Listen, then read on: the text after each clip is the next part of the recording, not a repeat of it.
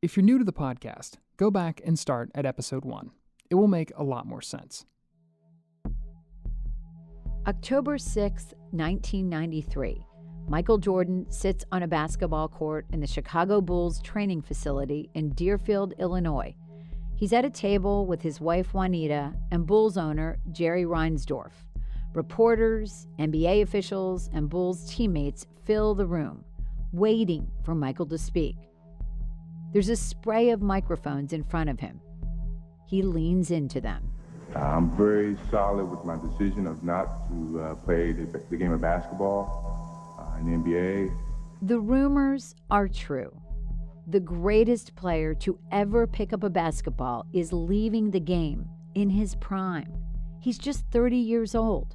4 months ago, he led the Bulls to their first three-peat, their third NBA championship in a row.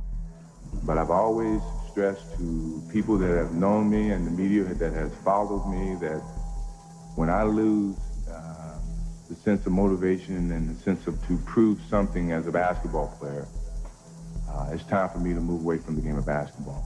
A lot has happened to Michael in the last 4 months. Word was going around that the NBA was investigating his gambling. There were even rumors he might be kicked out of the league. And then his father was murdered. My success has been as much their success. My family's been a part of that. My wife, my father, who, as everyone knows, has left us. I think what he made me realize was how short life is. And that was an era that I had to look at. You know, how quickly something could end so quickly and so innocently. Michael's retirement left people dumbfounded. They didn't buy it. There was something off about the whole thing. Why retire now in his prime from the game he loved? It didn't add up. He had barely spoken about his father's death since the murder. They hadn't reported him missing in the first place. And now this sudden exit from basketball. And in the absence of real answers, people started making things up. Conspiracy theories, linking all these things together. Conspiracy theories that dogged the James Jordan murder case from the very beginning.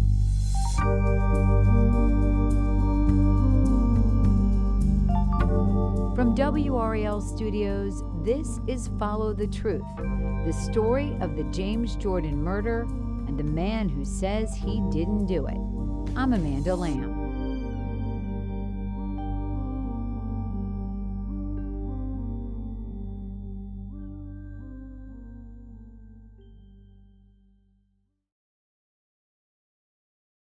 Daniel Green and Larry Demery were charged with James Jordan's murder in August of 1993, but the case wouldn't go to trial until January of 1996. And in those 2.5 years, while the case shuffled along, mostly out of the public eye, well, it created a vacuum people filled with their own theories about what happened and how.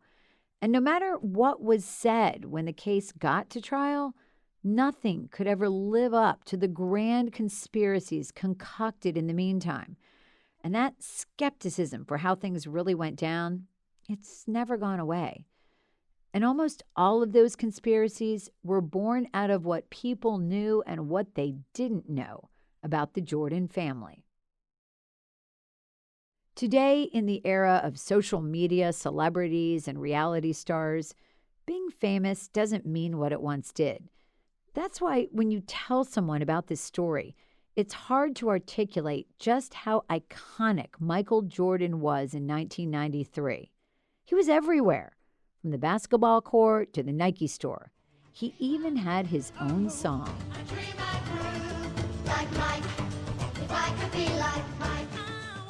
He won every award you can imagine, and the hearts of lots of fans along the way.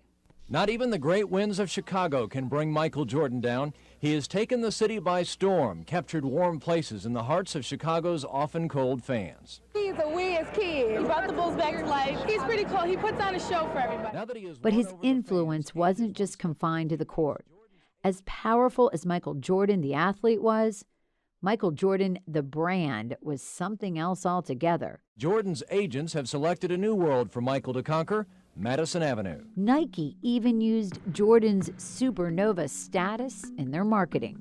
What if my name wasn't in lights? What if my face wasn't on TV every other second? What if there wasn't a crowd around every corner? What if I was just a basketball player?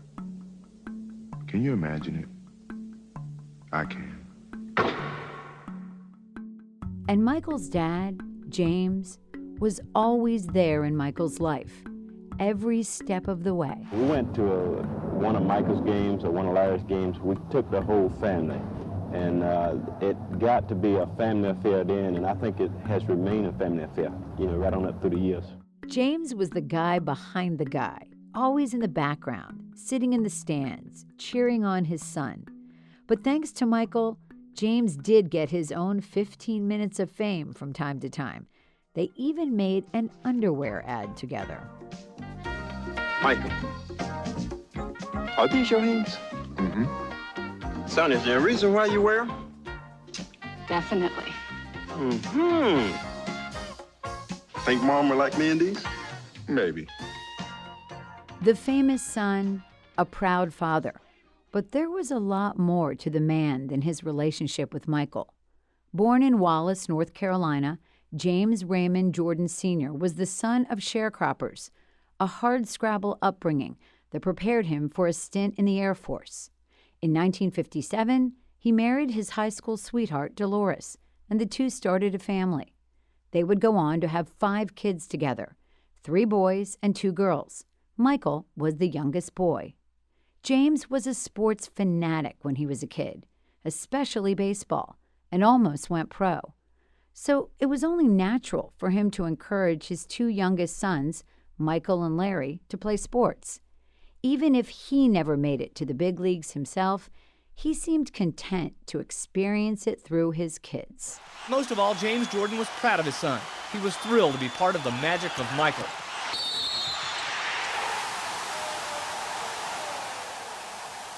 I'm lucky to be here. I'm lucky to be a part of it. You ever think of that? I'm lucky to be a part of what he is, what he stands for, and what he's doing right now. At the dedication of the Michael Jordan section of I-40, James spoke of the work ethic he tried to instill in his son. Hard work and dedication, be it young or old, black or white, will get you someplace. Thank you. But while Michael was up in Chicago perfecting his signature one-handed slam dunk, James got into trouble with the law. Mr. Jordan had been arrested and was subsequently convicted in Wilmington. Former District Attorney Johnson Britt. With being involved in a kickback scheme at the plant where he worked. And then ultimately he was charged with fraud. James Jordan pleaded guilty to accepting a $7,000 kickback from a private contractor while he was employed at GE in Wilmington. Jordan received a suspended sentence, probation, and a $1,000 fine. This case is why the state had James's fingerprints on file when they later identified his body. He was also in the FBI system. As a young man, he was charged with burglary in New York. We reached out to several members of the Jordan family for this podcast, including Michael Jordan. None chose to participate. The Jordans have been notoriously tight-lipped about a lot of things over the years. And here, at this moment of intense scrutiny, the public had a lot of questions and no one to answer them. So there's not really much more we know about James Jordan as a person independent of his son, separate from the lore that has become Michael Jordan's story. Because most people saw James through his connection to Michael, his death was equally connected to the basketball star, for better or for worse. Through questions about debts, gambling, even the mafia. That's coming up after the break.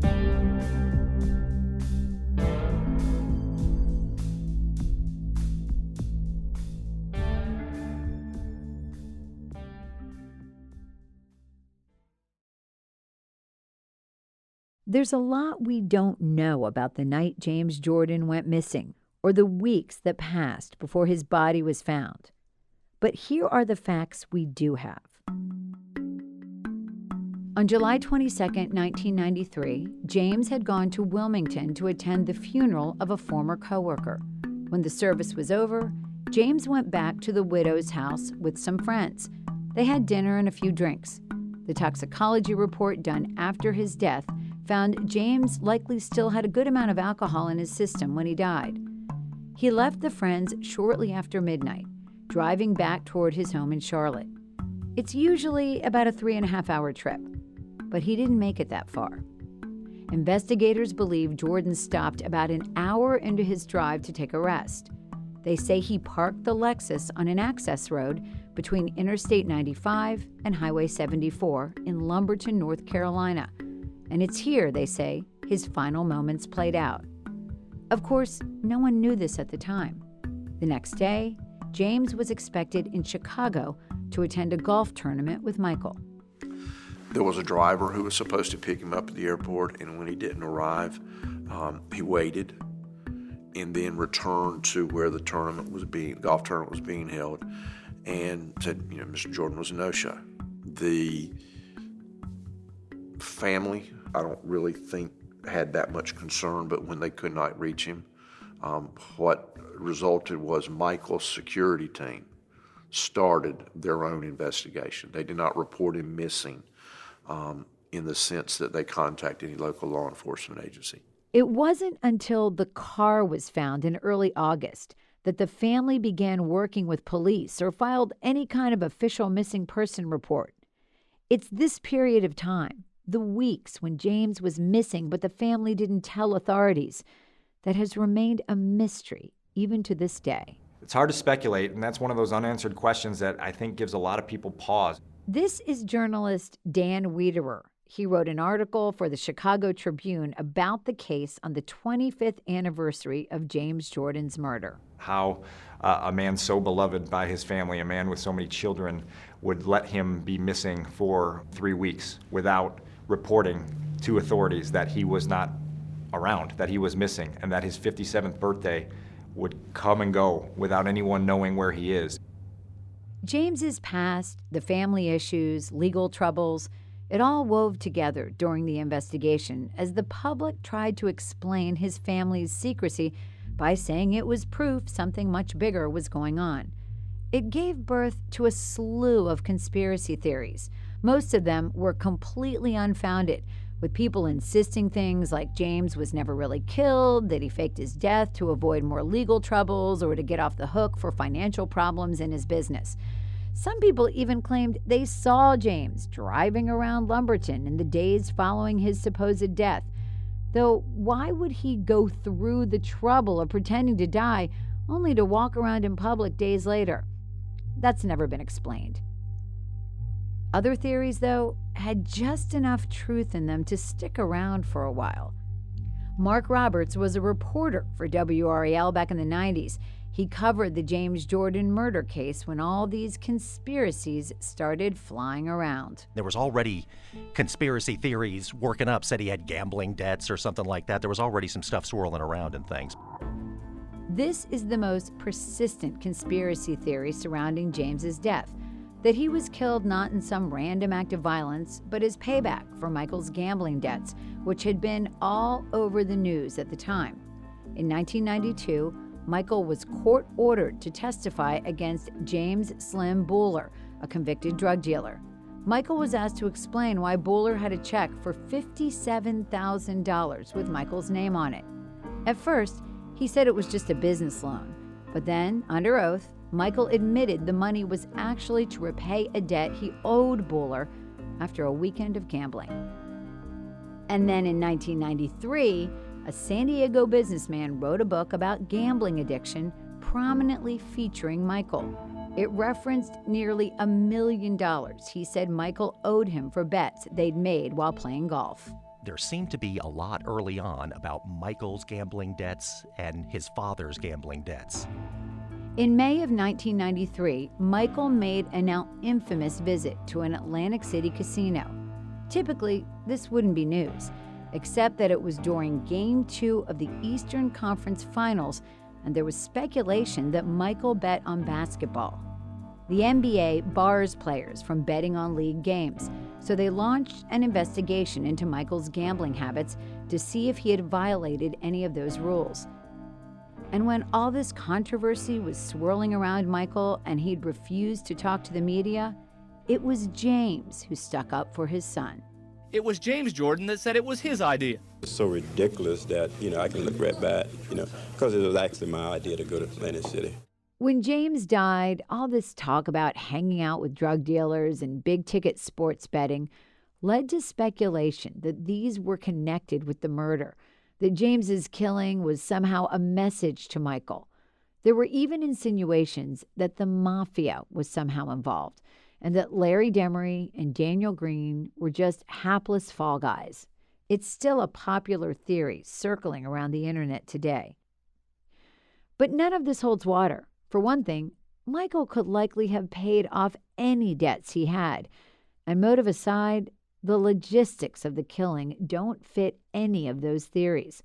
Also, there's no evidence to back any of them up.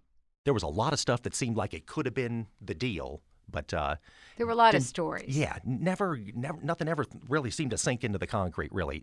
But keep in mind, back in the 90s, these conspiracy theories weren't confined to some dark corner of the internet.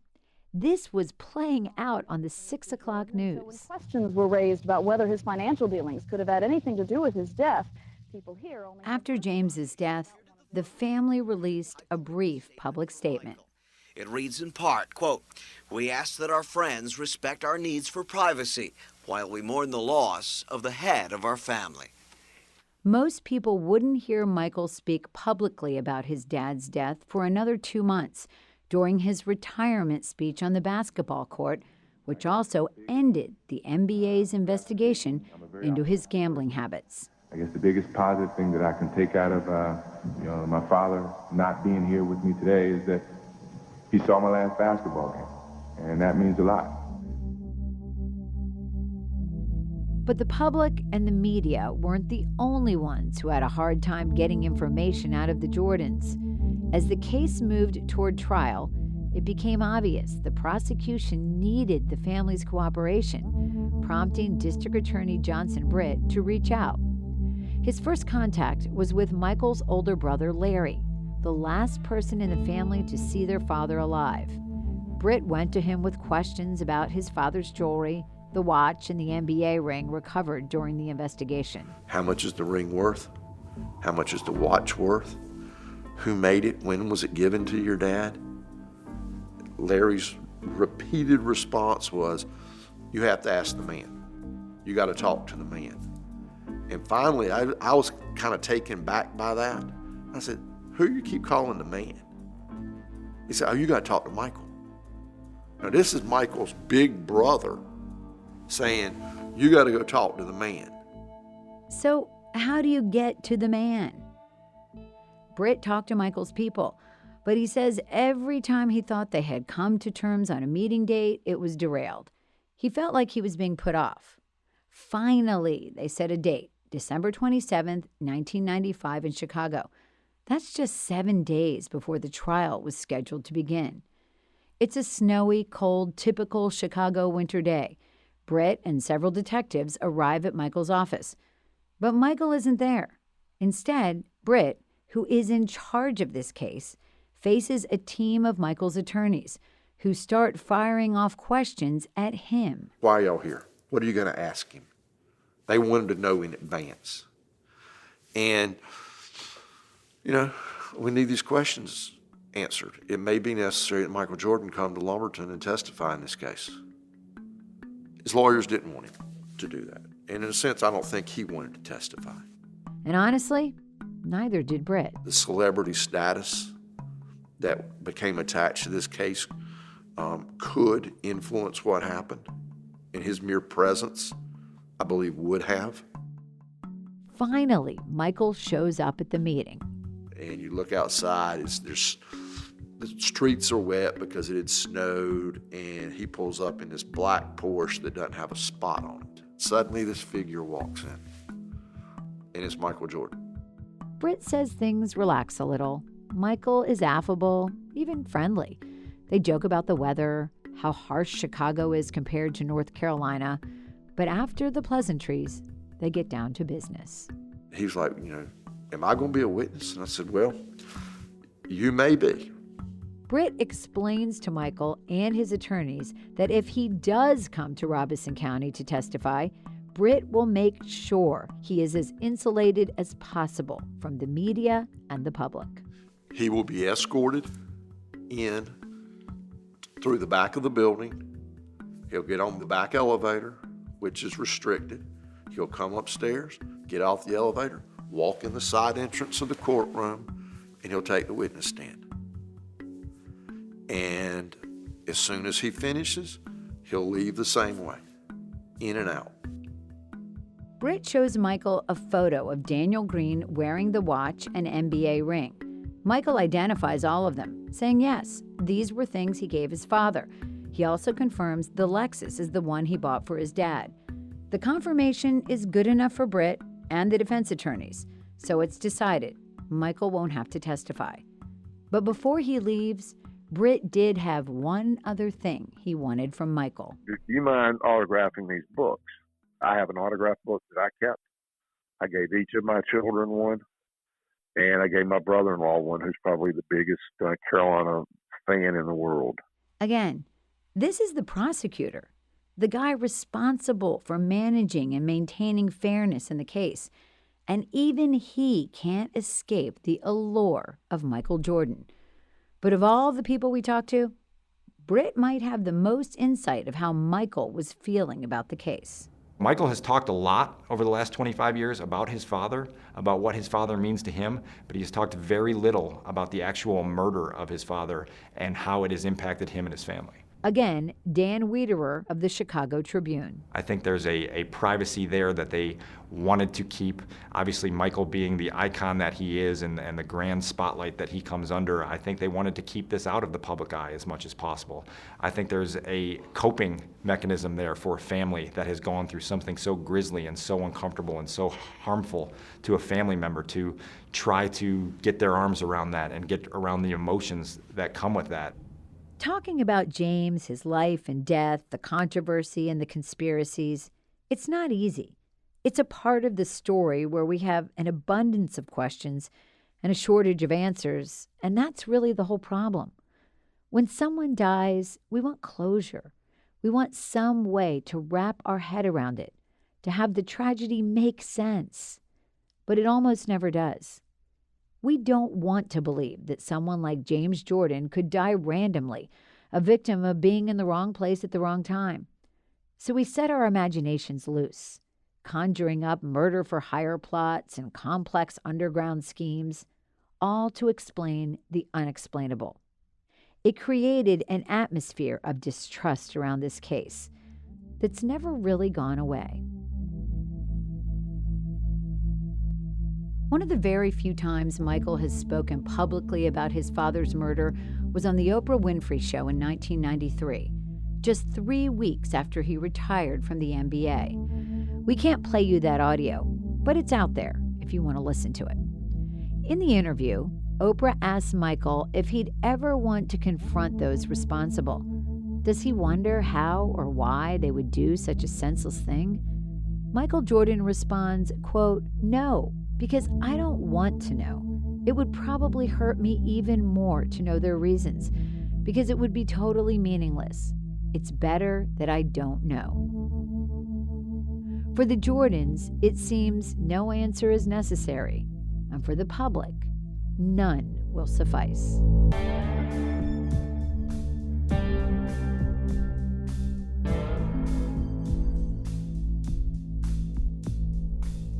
On the next episode of Follow the Truth.